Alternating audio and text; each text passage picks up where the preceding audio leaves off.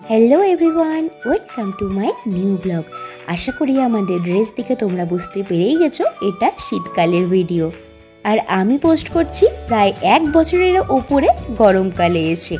আর সেদিন আমি তিতলি বন্যে দিদি তিনজনে মিলে গিয়েছিলাম বালুরঘাটের কিং পিৎজা কর্নারে। আর আমরা প্রথমেই অর্ডার করেছিলাম একটা অরিও শেক, যেহেতু অরিও বিস্কুটটা একটা ছিল, সবাই মিলে ভাগ করে খেলাম। আর এইখানকার না এই অরিও শেক আমার বেস্ট লাগে, তোমরা একবার অবশ্যই ট্রাই করবে, তারপরে কিন্তু আমাকে জানাবে।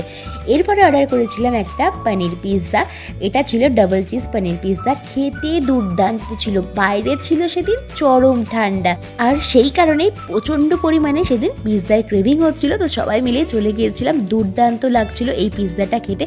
আর একটা অনেস্ট রিভিউ দিচ্ছি, বালুরঘাটে না কিং পিৎজাই আমার সব থেকে বেশি ভালো লাগে। এরপরে আমরা একটা পরীক্ষা করছিলাম, কারণ বন্যে দিদি না ভীষণ ঝাল খেতে পারে, তো এইখানে এই ঝাল সস আর চিলি ফ্লেক্স দিয়ে ওকে খাওয়াচ্ছিলাম যে কতটা পরিমাণে ঝাল খেতে পারে দেখি। সত্যিও খুব ভালো ঝাল খেতে পারে। যাই হোক, আমরা তিনজনে মিলে সেদিন দারুণ মজা করে খেয়েছি।